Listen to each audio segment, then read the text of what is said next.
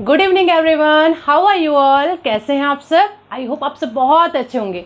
चलिए, तो आज के इस वीडियो में अपन जो एडीओ का एग्जाम हुआ था 2012 में, उसके जो क्वेश्चन पेपर्स हैं ना वो देखेंगे और किस टाइप से प्रश्न आया हुआ था अपन वो देखने वाले हैं, ठीक है। लेकिन पॉइंट ये है बच्चे कि आज के इस वीडियो में अपन सिर्फ जो सामान्य अध्ययन वाला पोर्शन है उसके प्रश्न देखने वाले हैं। मतलब टोटल 30 प्रश्न को मैंने इस वीडियो में लिया हुआ है। इससे होगा ये कि आपको एक आइडिया हो जाएगा कि एडीओ में किस टाइप्स के क्वेश्चंस आते हैं, क्योंकि सामान्य अध्ययन से जितने भी प्रश्न बन सकते थे ना वो सारा मैंने यहाँ पे लिया हुआ है। टोटल 30 प्रश्न मैंने लिया हुआ है, ठीक है। तो एक आइडिया भी हो जाएगा, आपको जानकारी भी हो जाएगी कौन कौन से पोर्शन से किस किस टाइप से और कितने प्रश्न आ रहे हैं, आप खुद एनालिसिस कर सकते हैं। तो बिना टाइम वेस्ट किए हमारा आज का क्लास स्टार्ट करते हैं। जल्दी से बच्चे लाइव आ जाएंगे ताकि जल्दी से हम क्लास स्टार्ट कर सकें। चलिए स्टार्ट करें फिर हमारा आज का क्लास, देखते हैं।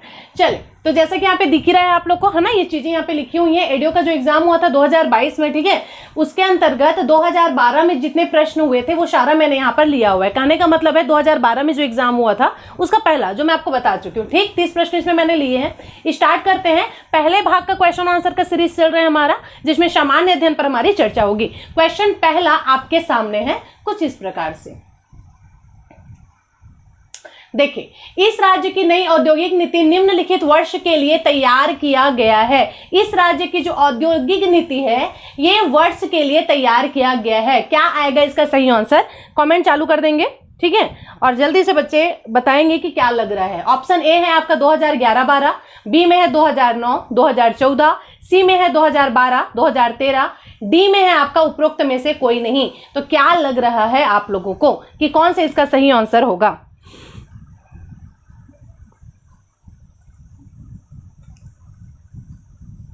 चलिए, बहुत बढ़िया, सही आंसर हो जाएगा हमारा बी। याद रखना है आपको, बोल रहा है इस राज्य की नई औद्योगिक नीति निम्नलिखित वर्ष के लिए तैयार की गई है। कौन से वर्ष के लिए तैयार किया गया था? तो 2009-2014। याद रहेगा, 2009 से 2014। नेक्स्ट क्वेश्चन हमारा देखेंगे। चलिए, क्वेश्चन नंबर 2 है हमारा, राज्य विधानसभा के अस्थायी अध्यक्ष प्रोटेम स्पीकर के बारे में क्या सही है? सही क्या है ये बताना है ना, गलत क्या है ये नहीं बताना है। सही क्या है ये आपको आंसर करना है। पहला ऑप्शन है हमारा, वह राज्य विधानसभा द्वारा निर्वाचित होता है, वह स्पीकर द्वारा नामांकित किया जाता है, वह राज्य मंत्रिमंडल द्वारा नामांकित किया जाता है, या वह राज्यपाल के द्वारा नामांकित किया जाता है। क्या लग रहा है सही आंसर? जल्दी से बताएंगे बच्चे। प्रश्न आपके सामने क्लियरली विजिबल नहीं है, क्यों भाई? अच्छा, एक बार कमेंट करके बताएंगे सभी को क्लियरली विजिबल नहीं है या फिर कुछ लोगों को ही नहीं है। एक बार आप रिज्वाइन कर लेंगे बच्चे, ठीक है।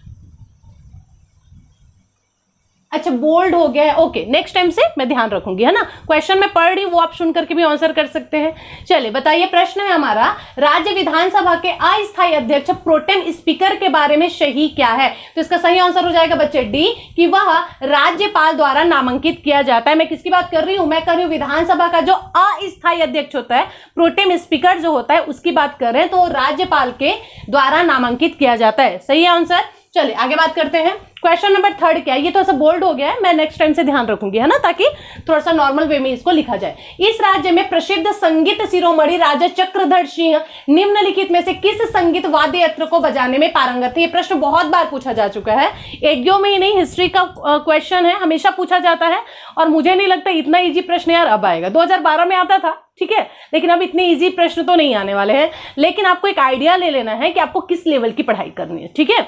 चलिए, तो इसका सही आंसर क्या हो जाएगा? मैक्सिमम बच्चों को पता है तबला वादक थे, जो आपके शिरोमणि राजा चक्रधर सिंह है, रायगढ़ से बिलोंग करते थे, राज परिवार से बिलोंग करते थे और ये तबला बजाते थे। क्या बजाया करते थे? तबला बजाया करते थे। तो यह पॉइंट भी आपने याद रखना है। चलिए नेक्स्ट क्वेश्चन देखते हैं। क्वेश्चन नंबर 4 क्या बोल रहा है? इस राज्य में निम्नलिखित में से किस जनजाति में सरहुल लोक नृत्य प्रचलित है? मेरा सब्जेक्ट है भाई जनजाति, ठीक है।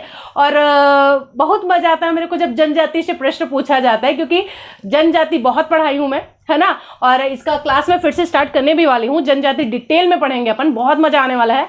तो जब अपना सब्जेक्ट का क्वेश्चन आता है तो बहुत खुशी होती है ना, वही वाला खुशी है, ठीक है। चलिए बताइए, तो इस राज्य में निम्नलिखित में से किस जनजाति में सरहुल लोक नृत्य प्रचलित है। तो सीधा सीधा मैं तो आंसर कर दूंगी भाई उराव, क्योंकि उराव जनजाति जो है इनमें सरहुल नृत्य बहुत ज्यादा प्रसिद्ध है। तो यह प्रश्न आप याद कर लेंगे डियर, ठीक है, आना ही आना है प्रश्न, इस कारण से बिल्कुल आंख बंद करके याद करो, क्योंकि कोई भी एग्जाम हो जनजाति से प्रश्न ना ऐसा तो हो ही नहीं सकता, ठीक है। चलिए आगे प्रश्न देखते हैं। नेक्स्ट प्रश्न क्या बोल रहा है, क्वेश्चन नंबर 5।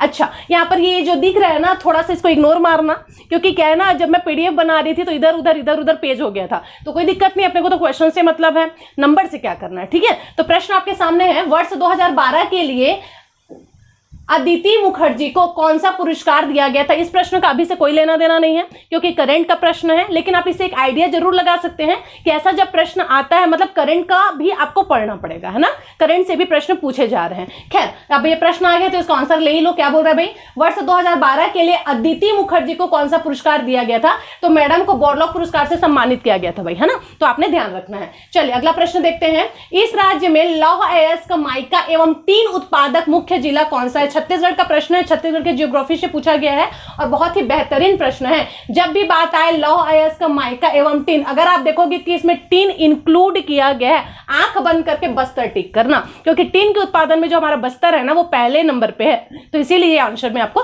लेना है, सॉरी, ठीक है। चलिए आगे प्रश्न देखते हैं। तो क्वेश्चन नंबर नेक्स्ट, तो टीन उत्पादन में क्या आ जाएगा, छत्तीसगढ़ आ जाएगा, और छत्तीसगढ़ का कौन सा आ जाएगा, बस्तर आ जाएगा, पहले नंबर पर है, ये पॉइंट आपने ध्यान रखना है। नेक्स्ट है, इस राज्य के किस पुरातात्विक स्थल से प्रसिद्ध देवरानी जेठानी का मंदिर। बहुत, अगर ऐसा प्रश्न आ जाए ना एडीओ में तो मैं तो पूरा का पूरा सही करके आ जाऊंगी, पता है क्या। लेकिन आपको भी ऐसे ही पढ़ना है कि मतलब क्वेश्चन देख करके एकदम खुशी जो होता है ना, अंदर से जो फीलिंग आती है, वो वाली फीलिंग आ रही है प्रश्नों को देख करके।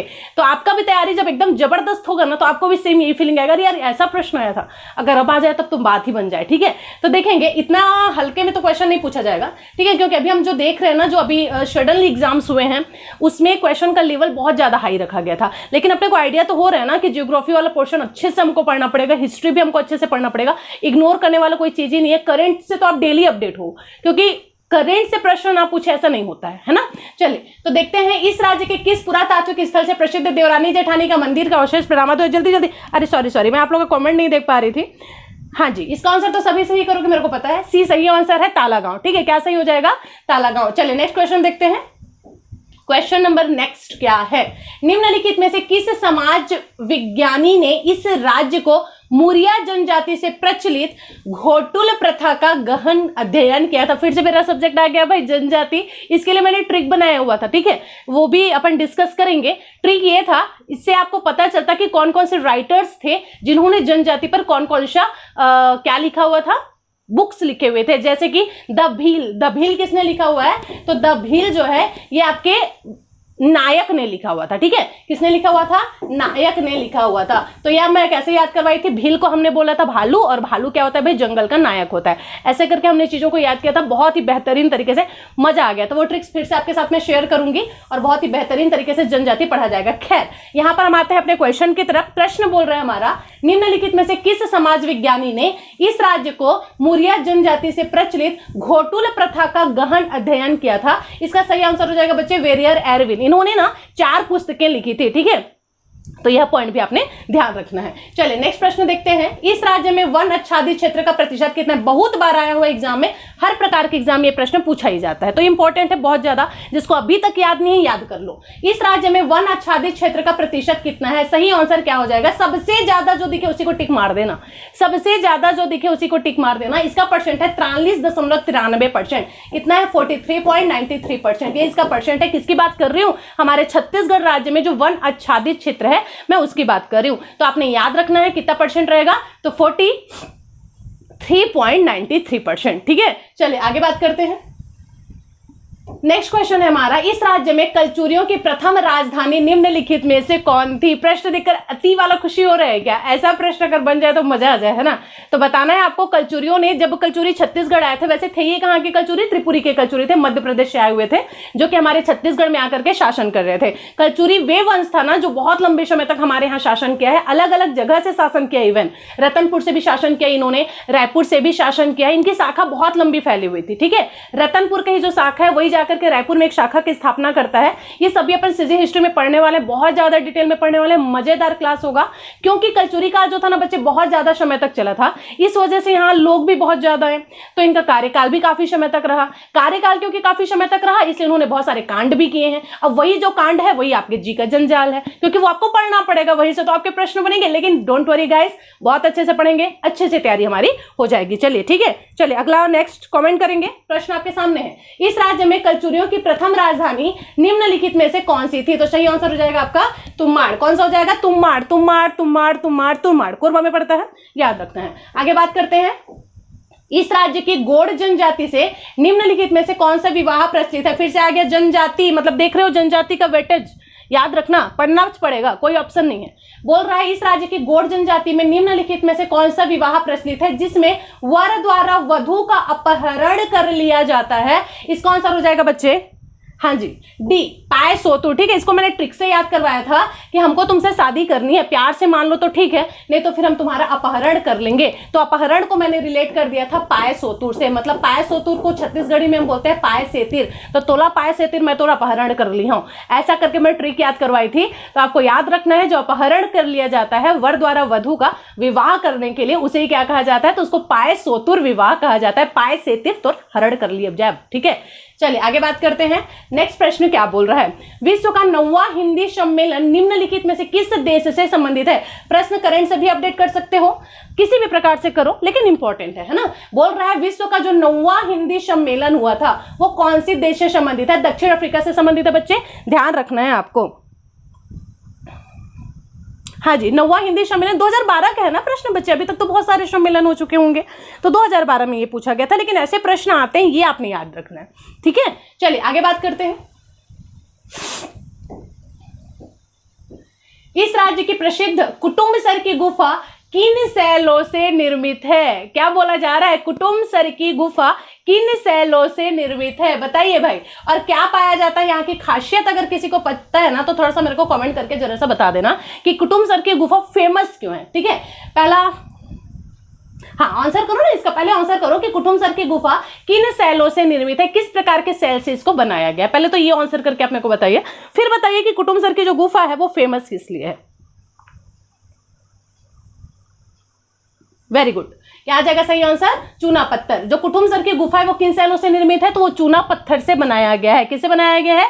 चूना पत्थर से बनाया गया। और इसकी जो मैं खासियत की बात कर रही थी, तो इसका खासियत ये है बच्चे कि जो कुटुम्बसर की गुफा है ना, यहाँ अंधी मछलियां पाई जाती हैं और उन मछलियों को नाम दिया गया है संकर मछली। क्या नाम दिया गया है? संकर मछली दिया गया। अब इसको संकर मछली ही क्यों कहा जाता है, इसके पीछे भी लंबी चौड़ी कहानी है, जो मैं जब यहाँ पर कुटुम्बसर की गुफा में पहुंचूंगी सीजी ज्योग्राफी में तब आपको बताया जाएगा। ठीक है, चलिए आगे बात करते हैं। तो कुटुम्बसर की गुफा याद रहेगा, चूना पत्थर से निर्मित है और यहाँ अंधी मछली पाई जाती, मछलियों का नाम है शंकर मछली। आगे बात करेंगे, इस राज्य की प्रसिद्ध, हो तो गया क्वेश्चन। नेक्स्ट, ये देखो, ऐसा जब प्रश्न आता है ना तो दिमाग बहुत ज्यादा खराब होता है। दिमाग बहुत ज्यादा खराब इसलिए होता है क्योंकि आप देख पा रहे हैं यहाँ पर अ ब स द ई, मतलब एक साइड पर 6 टो है लेकिन ऑप्शन में सिर्फ 6 ही रखा गया है। ऐसा क्या?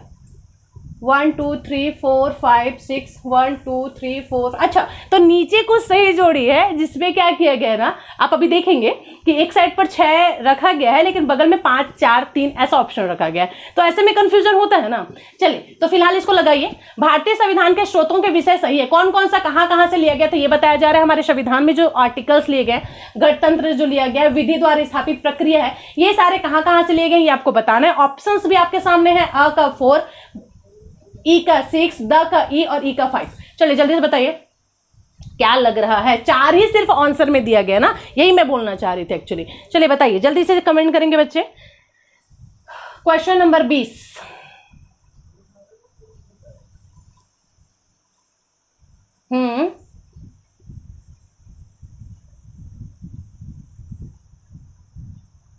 चलिए ठीक, मैं बताती हूँ, है ना। देखो क्या बोल रहा है, गणतंत्र। गणतंत्र किससे रिलेटेड है ये आपको बताना है। तो गणतंत्र का रिलेशन तो कहीं भी किसी से नहीं दिख रहा है मेरे को। दूसरा है विधि द्वारा स्थापित प्रक्रिया, तो हाँ ये जापान से लिया गया है भाई। सॉरी। चलिए, विधि द्वारा स्थापित जो प्रक्रिया है ये आपका जापान से लिया गया है। चलिए ठीक, फिर है आपका संशोधन प्रक्रिया। संशोधन प्रक्रिया भी मुझे कहीं भी नहीं दिख रहा है। ठीक है, समवर्ती प्रक्रिया द, ये कहां से लिया गया? तो ये ऑस्ट्रेलिया से लिया गया, ये तो दिख गया। समवर्ती प्रक्रिया जो है ऑस्ट्रेलिया से लिया गया है। फिर है आपका राज्यसभा में सदस्य का जो मनोनयन है वो किसके द्वारा किया जाता है, ये वाला भी जो चीज है ना, ये आयरलैंड से लिया गया है। देखो, संविधान का नीति निर्देशक तत्व भी आयरलैंड से लिया गया है, और प्लस राज्यसभा में जो सदस्य का मनोनयन किया जाता है ना, ये वाला जो चीज है, गुण है, ये भी आपका कहां से लिया गया है, आयरलैंड से लिया गया है। फिर है आपका संविधान की सर्वोच्चता, हाँ तो ये आपके अमेरिका से लिया गया। जितना सर्वोच्च वाला चीज है, बड़ा बड़ा वाला चीज है, ये आपके अमेरिका से लिया गया। ठीक है, तो इस प्रकार से कौन सा मैच हो रहा है हमारा, बी आपका सही आंसर हो जाएगा। ठीक है, तो ऐसे करके आपको चीजों को याद रखना है, तुरंत आंसर करें। देखो कंफ्यूज वाला चीज है कि नहीं, इधर भी है लेकिन मिलान हो रहा है सिर्फ 4, तो ये बहुत दिक्कत करता है ना। तो आपको अच्छे से पढ़ना पड़ेगा अगर आप ऐसा क्वेश्चन बनाना चाह रहे हैं तो। ठीक है, क्लियर है। हाँ, ऐसा प्रश्न दिमाग तो खराब करता ही करता है। मैडम आप कॉन्स्टिट्यूशन भी पढ़ाती है क्या? हाँ जी, मैं कॉन्स्टिट्यूशन भी पढ़ाती हूँ। जो सब्जेक्ट तुमको पढ़ना है ना, मैं वो सब सब्जेक्ट पढ़ाती हूँ। ठीक है, चलिए आगे बढ़ते हैं। हाँ, मैथ्स रीजनिंग भी मैं पढ़ाती हूँ। जल्दी स्टार्ट करेंगे, अभी थोड़ा सा समय का कमी है। ठीक है, बाकी करेंगे, देखते हैं, समय निकालते हैं। नेक्स्ट क्वेश्चन है आपका, इस राज्य में मराठा प्रशासन की सूबा व्यवस्था के अंतर्गत प्रथम सूबेदार कौन था? बढ़िया प्रश्न है, मजेदार प्रश्न है। मराठा शासनकाल की बात हो रही है, छत्तीसगढ़ की बात हो रही है, प्रश्न आपके सामने है।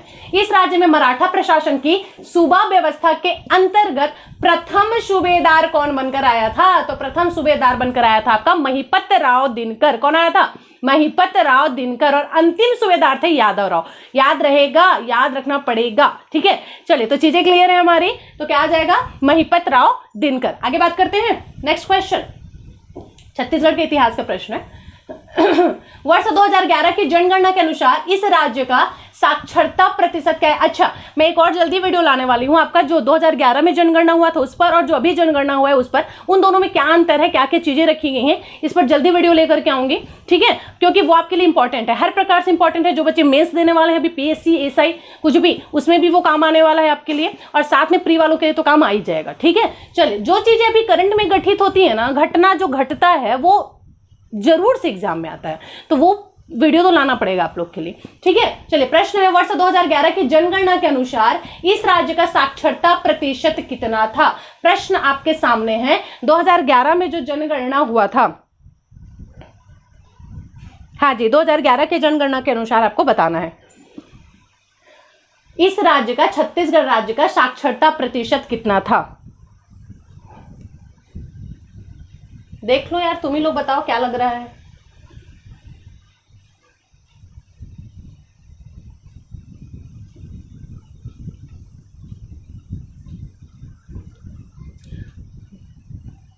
बी और डी में कंफ्यूजन है मैडम, इसमें और इसमें कंफ्यूजन है। एक है आपका 70.28% और एक है आपका 70.97%। ऐसा कोई जो इन दोनों को छोड़ करके किसी और के साथ जाना चाह रहा हो, ए और सी के साथ जाना चाह रहा हो, बताइए।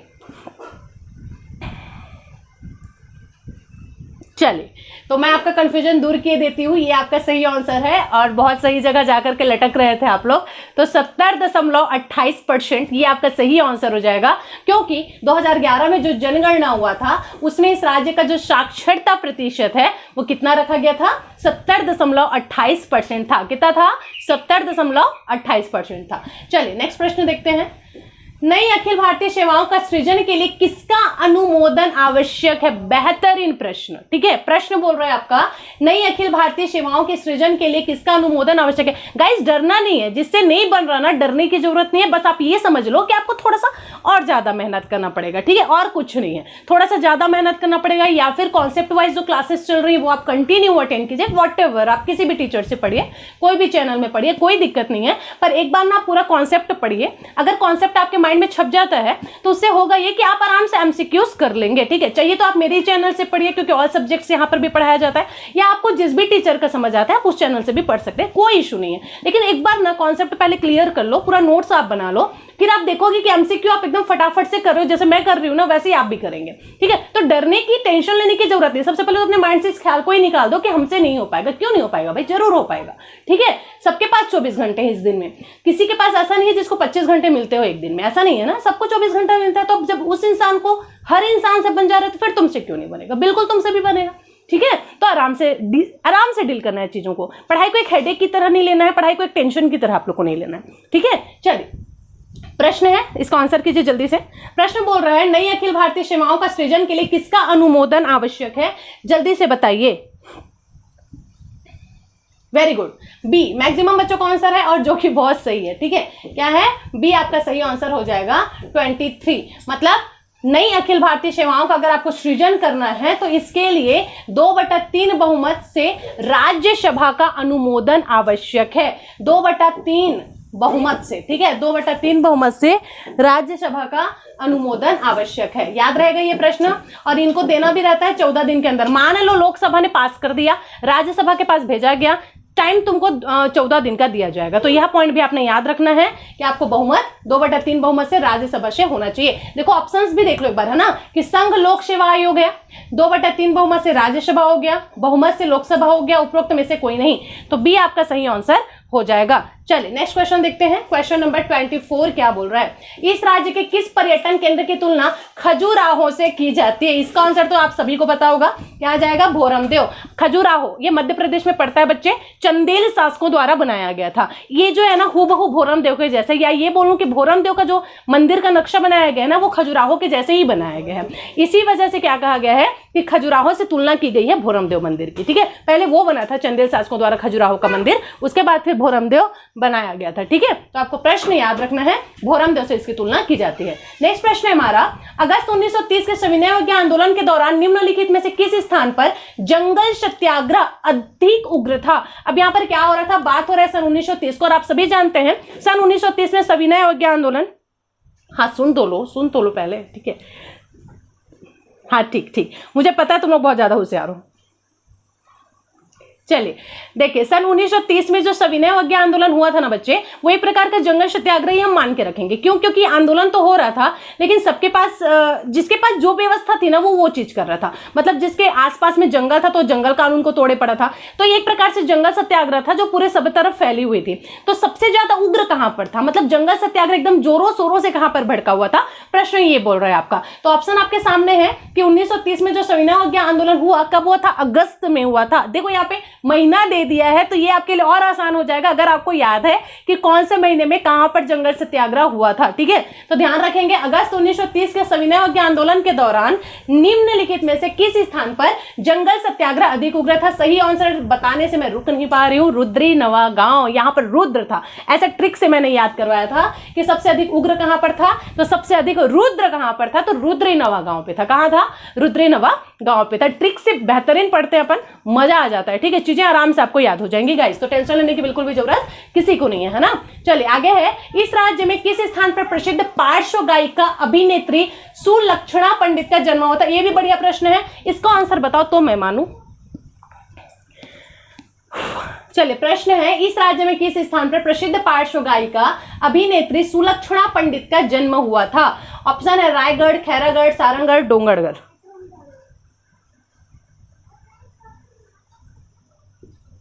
सही आंसर हो जाएगा आपका रायगढ़। क्या हो जाएगा, रायगढ़। चलिए नेक्स्ट क्वेश्चन देखते हैं। तुम लोग लेट लपेट करते हो यार, इतना टाइम नहीं है ना, नेक्स्ट क्लास का भी टाइम हो रहा है, थोड़ा जल्दी जल्दी।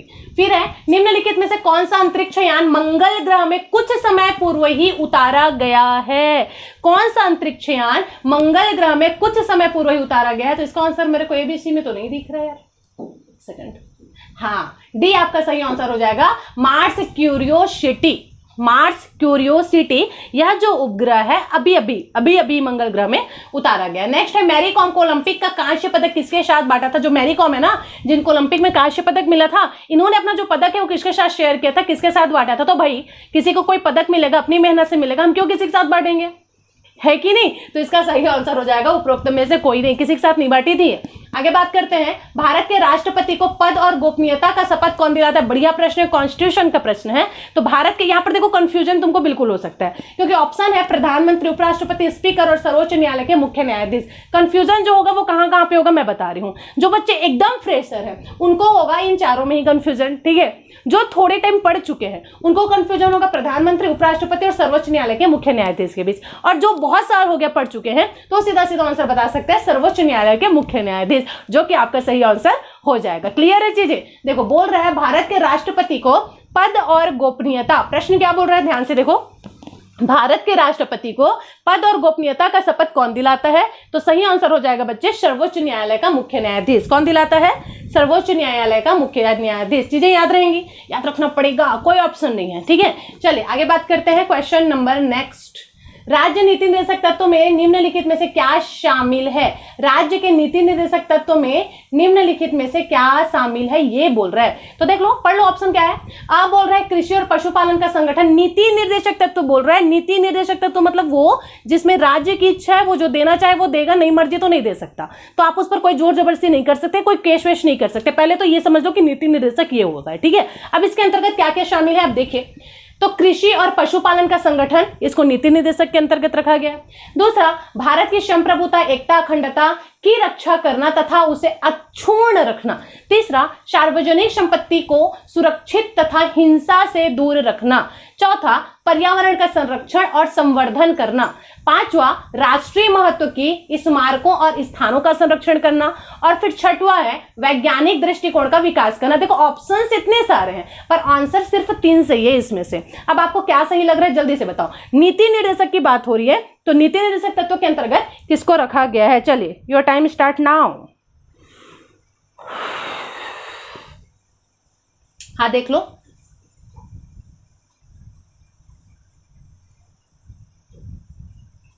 चलिए देखते हैं ना। नीति निर्देशक तत्व के अंतर्गत फिर से पढ़ लेते हैं एक बार। कृषि और पशुपालन का संगठन, ये तो है ही है। ठीक है, फिर भारत का संप्रभुता, एकता, अखंडता की रक्षा करना, ये तो मौलिक कर्तव्य है आपका। सार्वजनिक संपत्ति से, ये भी मौलिक कर्तव्य में आ जाएगा। पर्यावरण का संरक्षण और संवर्धन, ये आ जाएगा आपका नीति निर्देशक तत्व के अंतर्गत, इसको रखा गया है। ठीक है, नेक्स्ट है आपका, चलिए नेक्स्ट है राष्ट्रीय महत्व के स्मारकों और स्थानों का संरक्षण, ये भी आपका मौलिक कर्तव्य में आ जाएगा। वैज्ञानिक दृष्टिकोण का विकास करना, ये आपके नीति निर्देशक के अंतर्गत आ जाएगा। ठीक है, इस प्रकार से अ, द और ई मतलब कि ये सी आपका सही आंसर हो जाएगा। देख लो क्या क्या है। तो कृषि और पशुपालन का संगठन नीति निर्देशक के अंतर्गत है। पर्यावरण का संरक्षण करना, वैज्ञानिक दृष्टिकोण का विकास करना। चीजें क्लियर है यहाँ तक? कोई दिक्कत, कोई परेशानी, कोई तकलीफ में कमी नहीं है? ठीक, आगे बढ़ते हैं। नेक्स्ट प्रश्न है हमारा, नेक्स्ट आएगा क्योंकि बीच में कुछ गैप हो गया था ना। ये देखो, ये क्वेश्चन छूट गए थे। देखिए, एशिया का प्रथम जीवमंडल राष्ट्रीय उद्यान स्थित है। बढ़िया प्रश्न है। क्या बोल रहे हैं? एशिया का प्रथम जीवमंडल बोल रहे हैं ना। राष्ट्रीय उद्यान कहाँ स्थित है? तो बच्चे सीधा से आंसर कर देंगे हम, इसका बस्तर में है। कहाँ है? एशिया की बात हो रही है, बस्तर में है। नेक्स्ट, निम्नलिखित में से कौन सा व्यक्ति इस राज्य के लोक मंच नाचा को लोकप्रियता प्रदान करने वाले? भैया आ गए, कौन आ गए? मंद्रा जी आ गए। ऑप्शन में होना तो चाहिए, ये आ गया दुलार सिंह मंद्रा जी। नाचा के प्रवर्तक कौन है? तो मंद्रा जी। ठीक है, इनको मैं मंदार जी करके पढ़ा करती थी, तो दुलार सिंह मंदार जी ऐसा, पर याद रखना है मंद्रा जी है, वो क्या है? मंद्रा जी है ना। तो याद रखना है नाचा के प्रवर्तक दुलार सिंह मंद्रा जी। फिर है हमारा नेक्स्ट क्वेश्चन, सन 1867 से 58 के विद्रोह के दौरान इस समय सिपाही उपद्रव के नेता कौन थे? सिपाही उपद्रव बोल रहा है, सिपाही उपद्रव। उपद्रव सबसे ज्यादा कौन करते थे यार? हनुमान जी करते थे ना। तो बस वहीं से याद रख लो कि उपद्रव, सिपाही उपद्रव के नेता कौन थे? हनुमान सिंह थे। डी आपका सही आंसर हो जाएगा। कौन है? हनुमान सिंह। आगे बात करते हैं, कुछ समय पूर्व भारत में विद्युत व्यवस्था विफलता में निम्नलिखित में से कौन सा ग्रिड प्रभावित था? बढ़िया प्रश्न है। प्रश्न क्या बोल रहे हैं? देखो, ऐसे जो प्रश्न आते हैं ना, ये थोड़े से टफ लगते हैं अपने को, है ना। तो ये देख लेना चाहिए एक बार। बोल रहा है कुछ समय पहले भारत में विद्युत व्यवस्था विफलता में निम्नलिखित में से कौन सा ग्रिड प्रभावित था? उत्तरी ग्रिड, उत्तर पूर्वी ग्रिड, पूर्वी ग्रिड या फिर उपरोक्त में से सभी? चलो इसका आंसर बताओ तो मुझे। उत्तरी ग्रिड प्रभावित था।